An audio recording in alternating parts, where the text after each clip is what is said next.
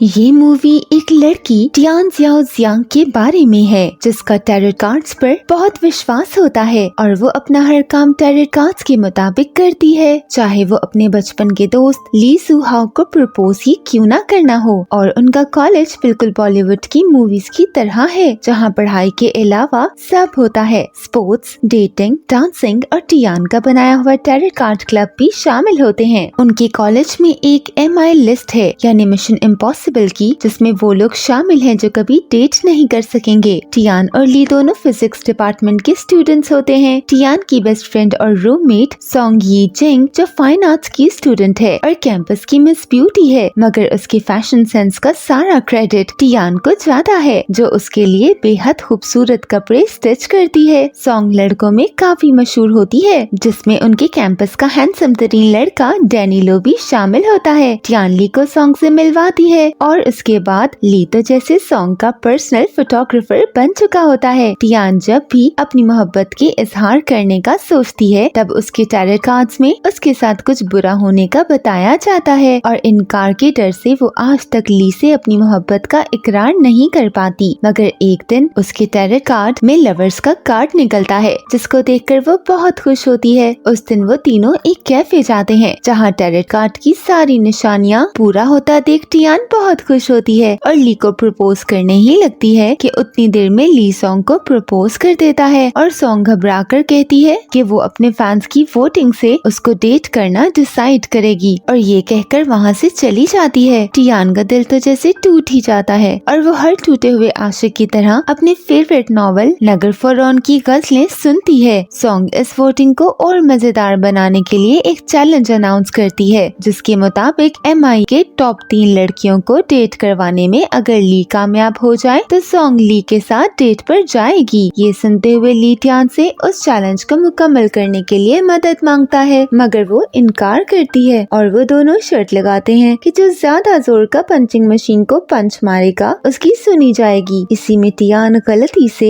एक गुंडे को पंच मार देती है। उस गुंडे का राइट हैंड टियान को मारने आता है मगर ली उससे माजरत करता है मगर वो ना सुनते हुए ली को मारता है और यूं उन दोनों में शिद्दत की लड़ाई शुरू हो जाती है मगर ली उसको फायर एक्सटिंग्विशर से मारकर टियान को लिए वहाँ से भाग जाता है और भागते भागते दोनों फ्रीजर में छुप जाते हैं। मगर जगह कम होने की वजह से हर मूवी के हीरो हीरोइन की तरह उन दोनों की गलती से किस हो जाती है। उन गुंडों की आवाजों को दूर जाता सुनकर वो दोनों वहाँ से पार्किंग लॉट में आते हैं जहाँ वो गुंडे उनका पहले से इंतजार कर रहे होते हैं और दोबारा उनसे बदतमीजी करने लगते हैं कि मगर उनकी बॉस लेडी यू आती है जो उन गुंडों को भगाकर टियान और ली को वापस जाने का कहती है। वापस डॉम्स में आकर दोनों उस किस के बाद अजीब और गरीब हरकतें करते हैं। ली टूथपेस्ट से अपना मुंह साफ करता और टियान फेस वॉश से अपने दांत ब्रश करती है। वो दोनों रात भर सो नहीं पाते। अगले दिन टियान आकर ली से कहती है कि वो उसकी मदद के लिए तैयार है। ली उसको बताता है कि MI की लिस्ट में तीसरे नंबर पर लेडी यू है और सब उससे डरते हैं, तभी तो वो आज तक सिंगल है सिवाय आशान के जो कि फिलोसफी का स्टूडेंट है और वो पार्ट टाइम जॉब एक ग्रोसरी स्टोर में कैशियर की करता है जहाँ एक दिन उसके स्टोर में चोर आ जाता है मगर आशान उसको अपनी फिलोसफिकल बातों में लाकर उसकी मदद करता है और ये सब लेडी यू देख लेती है। वो उसको अपने गैंग में शामिल होने की दावत देती है मगर वो अपनी बातों से उनको भी इतना मुतासिर कर देता है कि लेडी यू के दो साथी कॉलेज जाने का सोचते हैं मगर आशान गैंग में आने से इनकार करता है। लेडी यू को आशान बहुत अच्छा लगता है और वो उसको अपने गैंग में हर हालत में शामिल करने का सोचती है। MI की लिस्ट पर दूसरे नंबर पर professor stone fine arts department की है जो बहुत सरियल है और उनकी क्लास में पास करना तो जैसे नामुमकिन है मगर जी लियांग जो जिम ट्रेनर है वो प्रोफेसर स्टोन को बहुत एडमायर करता है और सालों से उससे मोहब्बत करता है मगर स्टोन ने उसको अपनी जूती की नोक के नीचे रखा होता है। और MI की लिस्ट पर पहले नंबर पर फिजिक्स डिपार्टमेंट की टॉपर आयु है जो OCD की मरीज होती है इसलिए सबको बहुत अजीब लगती है तो सब उससे दूर रहते हैं। आयु को डैनी लो पर क्रश होता है और वो अपनी मोहब्बत का इजहार सबके सामने भी कर चुकी होती है मगर डैनी लो उसको ये सब करने से रोकता है। टियान उनकी कांच पढ़ते हुए कहती है कि उन दोनों के मानो जैसे 36 के 36 गुण मिलते हों और वो दोनों एक दूसरे के लिए परफेक्ट हैं। ली और टियान आयु का पीछा करते हुए एक क्लब में जाते हैं जहाँ उनको आयु तो नहीं मिलती, मगर डैनी लू मिलता है जो डीजे सुशी का बहुत बड़ा फैन होता है। वहाँ सब लोग डीजे सुशी के म्यूजिक को बहुत एंजॉय करते हुए खूब डांस करते हैं। वापस आकर डॉम में सॉन्ग टियान से पूछती है कि वो लोग MI की लिस्ट में कहाँ तक पहुँचे हैं, जिस पर टियान सॉन्ग को कहती है कि अगर वो ली में इंटरेस्टेड नहीं है तो उसको छोड़ दे, मगर सॉन्ग उसको कहती है कि वो टैरो कार्ड से देखकर बताए कि ली और सॉन्ग एक दूसरे के लिए बने भी हैं कि नहीं, और उसका डेथ कार्ड निकलता है जिसका मतलब इनकार है, और सॉन्ग वहाँ से चली जाती है। टियान का इस सब में साथ देने वाला दोस्त आ चोंग उसको कहता है कि सॉन्ग का कार्ड तो डेथ रिवर्स निकला था, जिसका मतलब एक नई शुरुआत है, तो उसने सॉन्ग को बताया क्यों नहीं, मगर टियान वहाँ गुस्से से उठकर चली जाती है। सॉन्ग इसके बाद अपनी माँ से हॉस्पिटल मिलने आती है। जब सॉन्ग 4th ग्रेड में थी, एक्सीडेंट होने की वजह से उसकी माँ के दिमाग पर चोट लगती है और वो अब कभी ठीक नहीं हो सकती। वो रिसेप्शन पर बिल देने आती है, जहाँ उसको पता चलता है कि ली उसकी माँ को मिलने हॉस्पिटल आता होता है। वहीं दूसरी तरफ ली और टियान ज़ीलियांग से मिलने आते हैं, जहाँ सवाल करने पर वो उन्हें बताता है कि स्टोन और वो कॉलेज में बहुत करीबी दोस्त थे। स्टोन हमेशा से पेंटर बनना चाहती थी, मगर उसका करियर तो जैसे डूबता ही चला गया, जिसकी वजह से वो बहुत गुस्से वाली हो गई है। वो उनको मजीद एक डायरी में पेंटिंग दिखाता है जिसमें स्टोन और ज़ीलियांग बने होते हैं, और कहता है कि वो जानता है कि स्टोन अभी भी उससे मोहब्बत करती है, मगर कभी इजहार नहीं किया। इसके बाद वो दोनों स्टोन का पीछा करते हैं और उसको एक शख्स और बच्चे के साथ जाता देखते हैं। वो इसके बारे में आकर ज़ीलियांग को बताते हैं और उस शख्स का नाम जेनजिन फैन बताते हैं, जिसको सुनकर जी हैरान हो जाता है क्योंकि जेन ने स्टोन को कॉलेज में भी डेट करने की कोशिश की होती है। जी बहुत दुखी हुए स्टोन को वो डायरी वापस करते हुए कहता है कि वो अपने होम टाउन वापस जा रहा है, जहाँ वो बच्चों को सिखाएगा, और वहाँ से जाने ही लगता है कि मगर स्टोन की तबीयत खराब होने की वजह से जी उसको वापस उसके घर छोड़कर आता है। दूसरी तरफ सॉन्ग टियान को अपनी फीलिंग्स आकर बताती है कि वो भी ली को पसंद करने लगी है, और उसके हाथों ली के पास पैगाम भेजती है कि सॉन्ग उससे अकेले में मिलना चाहती है। सॉन्ग ली से मिलकर उसका शुक्रिया अदा करती है, ली का उसकी माँ के पास हर दिन जाने के लिए, और वो ली से अपना इजहार मोहब्बत करती है और कहती है कि अब वो MI को भूल जाएगी। वो लोग आज से ऑफिशियली डेट करेंगे, मगर किसी को बताएंगे नहीं क्योंकि इससे सॉन्ग के फॉलोअर्स कम हो सकते हैं। इसके बाद रास्ते से लेडी यू के गुंडे ली और टियान को अगवा करके डिस्को क्लब में ले जाते हैं, क्योंकि अब लेडी यू को इस चैलेंज का पता चलता है, और वो इसका गुस्सा इन दोनों पर उतारते हुए ली को बहुत सारी शराब पिलाती है, जिसके नशे में ली लेडी यू से कहता है कि वो आशान से अपना प्यार का इजहार करने से डरती है, मगर अगर वो इजहार नहीं करेगी तो आशान को पता कैसे चलेगा। ये सुनकर लेडी यू बहुत मुतासर होती है और उन दोनों को अपनी लव स्टोरी के लिए हायर कर लेती है। वो दोनों लेडी यू को आशान से अपने इश्क का इजहार करने की ट्रेनिंग देते हैं कि वहाँ उसी वक्त डीजे सुशी अपने लॉकर में कुछ रखने आती है। डीजे सुशी और लेडी यू के जाने के बाद तजस्सुस में टियान डीजे सुशी का लॉकर खोलती है और उसको उसकी पहचान का पता चलता है कि वो आयु है। वो लोग आयु को डीजे सुशी के नाम से ब्लैकमेल करते हुए टियान के टैरो कार्ड क्लब में ले आते हैं, जहाँ उसको वो अपनी फीलिंग्स का डैनिलू से इजहार करने का कहते हैं, जिस पर आयु अपने बुली होने का बताकर कहती है कि कोई आयु जैसी आउटकास्ट के साथ नहीं रहना चाहेगा। उधर दूसरी तरफ आचोंग डैनी लो को अपने साथ घसीटकर क्लब के बाहर ले जाता है, जहाँ उसको आयु का डीजे सुशी होने का पता चलता है। आयु भी डैनी लो को देख लेती है, मगर डैनी लो वहाँ से चला जाता है, जिस पर आयु उन पर गुस्सा हुए वो भी वहाँ से चली जाती है। रात को सॉन्ग टियान से टैरो कार्ड सीखने की रिक्वेस्ट करती है। इस समय टियान का टैरो कार्ड एक हैंगिंग मैन निकलता है, तो इस पर टियान सॉन्ग को बताती है कि इस कार्ड का मतलब है जो अपने दिल से किसी की खातिर कुर्बानी दे और उस कुर्बानी पर राजी रहे। ये सुनते हुए सॉन्ग टियान से पूछती है कि क्या वो ली से मोहब्बत करती है, मगर टियान इनकार करती है, जिस पर सॉन्ग उसको झूठ बोलने से मना करती है और मजबूरन टियान को सच बताना पड़ता है, जिसको सुनते हुए सॉन्ग टियान को ली से दूर रहने की दरख्वास्त करती है और टियान इसको मान लेती है। अगले दिन टियान ली के सारे मैसेजेस इग्नोर करती है, मगर ली उसको स्टोन के किसी सच का बताता है और वो दोनों जी को होम टाउन जाने से रोकने के लिए उसका पीछा करते हैं। फिर आखिर वो लोग कामयाब हो जाते हैं। इसके बाद सीन स्टोन पर शिफ्ट होते हैं, जहाँ जी उससे मिलने आता है और शिकवा करता है कि स्टोन ने जी को इतना छोटा समझा था कि वो उसकी बीमारी का सुनकर स्टोन को छोड़ जाएगा। इस पर हमें फ्लैशबैक में पता चलता है कि स्टोन की बनाई हुई पेंटिंग देखकर ली को कुछ गलत लगता है और वो जाकर चैन से मिलता है जो एक डॉक्टर है। वो उसको स्टोन का बीमार होने का बताता है कि उसको ALS है, जिसमें उसका शरीर आहिस्ता आहिस्ता पैरालाइज होता जाएगा। और हम देखते हैं पास्ट में स्टोन ने पेंटिंग करना इसलिए नहीं छोड़ा था कि वो तरक्की नहीं कर पा रही थी, मगर इसलिए कि अब ALS बीमारी उस पर असर कर रही थी और उसको पैरालिसिस के डोज लगना शुरू हो गए थे। स्टोन जी से कहती है कि वो बस उसकी जिंदगी बर्बाद नहीं करना चाहती थी, क्योंकि आखिर में स्टोन ने पैरालाइज हो जाना है और एक पैरालाइज्ड इंसान के साथ रहना बहुत मुश्किल है। जिस पर जी कहता है कि उसको फर्क नहीं पड़ता और अब उसने फैसला कर लिया है कि वो स्टोन के साथ रहेगा, क्योंकि स्टोन के बगैर उसकी जिंदगी नहीं है। और ये सुनकर स्टोन उसको गले लगा लेती है। ये सब कुछ ली और टियान देख रहे होते हैं और टियान ली को बिना बताए वहाँ से चली जाती है। बारिश में डॉम वापस जाने की वजह से टियान को बहुत तेज बुखार हो जाता है, जिसका ख्याल सॉन्ग रखती है। उसके बाद सॉन्ग ली के साथ डेट पर जाती है, मगर टियान की तबीयत का कुछ नहीं बताती। ली को हर जगह सॉन्ग में टियान दिखती है और वो टियान को मैसेजेस भी करता है, मगर उसके किसी मैसेज का वो जवाब नहीं देती। कुछ दिनों बाद ली टियान की जॉब प्लेस में आता है और उससे पूछता है कि वो उसके मैसेजेस का क्यों रिप्लाई नहीं कर रही, मगर टियान उसको जवाब दिए बगैर वहाँ से चली जाती है। मगर ली भी जिद्दी होता है और आखिरकार टियान को मना कर उससे डॉम वापस छोड़कर आता है। अगले दिन वो लोग लेडी यू का मेक ओवर करते हैं ताकि वो आशान को इम्प्रेस कर सके।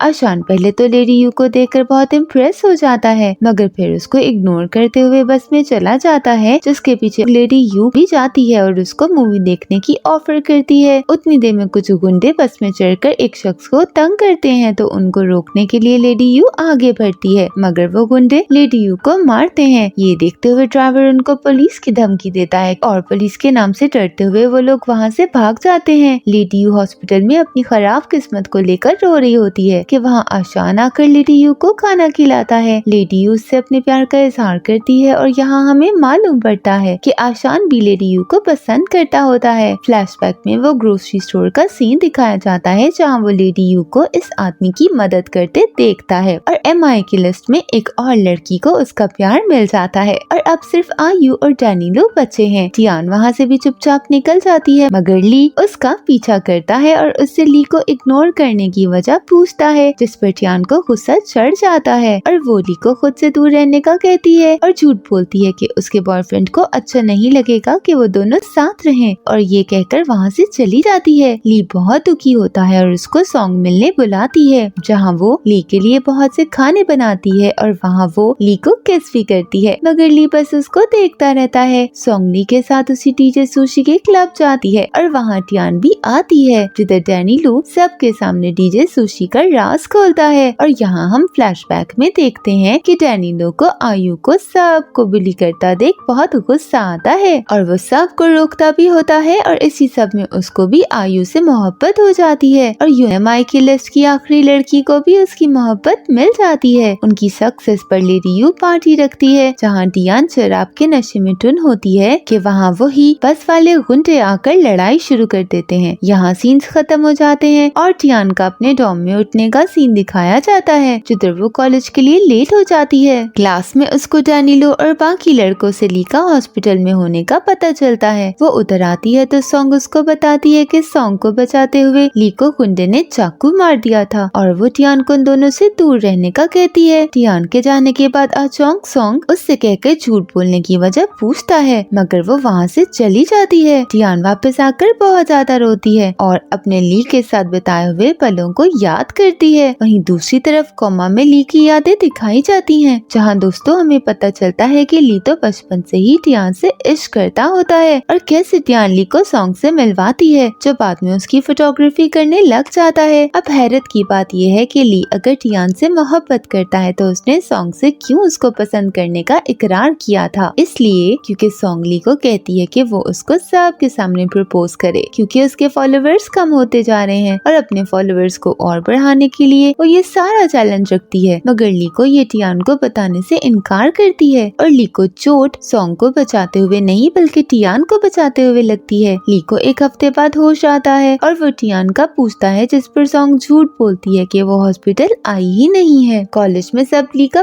भरपूर इस्तकबाल करते हैं। ग्रेजुएशन सेरेमोनी के बाद ली टियान से उसके हॉस्पिटल न आने की वजह पूछता है, जिस पर टियान कहती है कि उसके बॉयफ्रेंड ने नहीं आने दिया और वो वहाँ से चली जाती है, जिस पर ली का बहुत दिल टूट जाता है। इसके बाद सॉन्ग ली से अकेले में मिलकर उसको थैंक यू कहती है और वो सबको ऑनलाइन सारे चैलेंज की सच्चाई का बता देती है। वहीं दूसरी तरफ फरोन को सुनते हुए टियान जा रही होती है, जहाँ फरोन एक स्टोरी का बताता है जो कि असल है, जिसे एक शख्स ने उसको मेल किया था, जहाँ वो शख्स अपने बचपन की दोस्त से मोहब्बत करता है और दोस्ती खो देने के डर से कभी इकरार नहीं कर पाया था। और यहाँ हमें सारे पास्ट के सीन्स दिखाए जाते हैं, जहाँ टियान का टैरट कार्ड टेंट लगाते हुए ली उससे इस सब की वजह पूछता है, जिस पर वो कहती है कि यहाँ हर लोग उसको अपने आकर राज बताएंगे, जिस पर ली उसको कहता है कि वो भी यहाँ अपना एक राज छुपाएगा। उसके बाद ली को फरोन की do you love me as I love you book मिलती है, जो वो टियान के लिए लेकर जाता है, मगर वहाँ टियान उसको फर्स्ट टाइम सॉन्ग से मिलवाती है और उसके बाद दिखाया जाता है कि जब जब ली उससे उस बुक के जरिए इजहार मोहब्बत करने आता था, तब वो अपने टैरट कार्ड्स में बुरा देखकर भाग जाती थी। इसी सब में आखिर में फरोन उस शख्स का नाम लेता है, यानी ली जू हाउ का, जिसको सुनकर जैसे टियान के लिए दुनिया रुक ही गई हो। और वो इसके बाद टियान के घर जाती है, जहाँ आचोंग उसको टियान के अपने गांव वापस जाने का बताता है और उसको सारी हकीकत बताता है। टियान रोते हुए अपना टैरट कार्ड क्लब जाती है, जहाँ सब तोड़ती है क्योंकि इस टैरट कार्ड्स की वजह से आज ली उसके साथ नहीं है। तभी कहते हैं कि दोस्तों, ये भविष्यवाणी जैसी किसी चीज पर विश्वास नहीं करना चाहिए, क्योंकि ये सिर्फ एक दाव है, जिसका लग गया तो ठीक और जिसका न लगा उसकी जिंदगी बर्बाद। टियान टेंट को उखाड़ रही होती है कि वो एक जगह अटक जाता है जिधर ली ने उसको बांधा था और टियान को ऊपर से वही बुक मिलती है जिसमें ली का लव नोट भी होता है। वहीं दूसरी तरफ ली बस में ट्रेन तक जाने का सफर कर रहा होता है कि उसको सॉन्ग का मैसेज आता है, जहाँ वो टियान का निकाला हुआ हैंगिंग मैन का कार्ड भेजकर उसको सारी सच्चाई बताती है कि टियान सिर्फ उससे प्यार करती है और उसका कोई बॉयफ्रेंड नहीं है। सीन्स टियान पर शिफ्ट होते हैं, जो लेडी यू की मदद से ट्रेन स्टेशन जाती है, जहाँ उसको बहुत मुश्किल से एंट्रेंस मिलती है, मगर तब तक ट्रेन निकल चुकी होती है। टियान बहुत रोती है कि वहाँ ली आ जाता है। टियान उसको बुक देती है, जिसमें से लव नोट निकाल कर ली टियान से बहुत ही रोमांटिक लफ्जों में अपने इश्क का इकरार करता है और ये सुनकर टियान उसको गले लगा लेती है और यहाँ ये मूवी खत्म हो जाती है। Thanks for watching.